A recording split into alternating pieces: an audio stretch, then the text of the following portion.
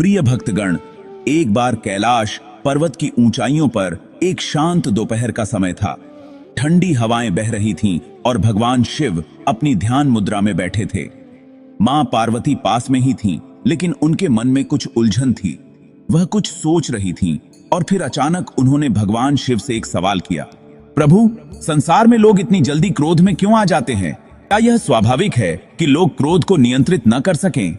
शिव ने अपनी आंखें खोलीं और मुस्कुराते हुए कहा, क्रोध स्वाभाविक है, लेकिन उसे नियंत्रित करना ही जीवन का असली उद्देश्य है। क्रोध तब आता है जब मनुष्य की इच्छाएं पूरी नहीं होती या उसे संसार से असंतोष होता है।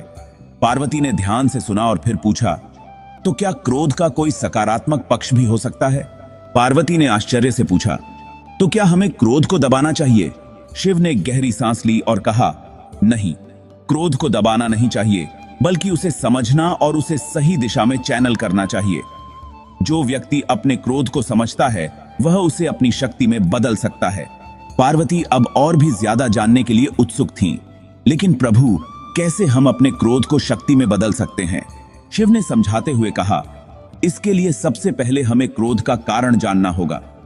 जब भी हम क्रोधित होते हैं, तो वह किसी अधूरी इच्छा या अहंकार के कारण होता है। यदि हम अपने भीतर यह समझें कि हमारी इच्छाएं और हमारा अहंकार अस्थायी हैं, तो हम क्रोध से मुक्त हो सकते हैं। पार्वती ने ध्यान से सुनते हुए कहा, तो क्रोध को समझकर उसे नियंत्रित किया जा सकता है? शिव ने मुस्कुराते हुए कहा, हां पार्वती, जब तुम क्रोध को समझ जाती हो, तो वह तुम्हारे ऊपर से अपनी पकड़ खो देता है। तब तुम उसे एक ताकत में बदल सकती हो। ध्यान और साधना के द्वारा क्रोध को नियंत्रित कर उसे अपनी ऊर्जा में बदलना संभव है। अब पार्वती के मन में एक और सवाल आया, लेकिन यदि किसी का क्रोध बहुत अधिक हो, तो उसे क्या करना चाहिए? शिव ने शांत स्वर में कहा, ऐसे व्यक्ति को सबसे पहले धैर्य रखना सीखना चाहिए।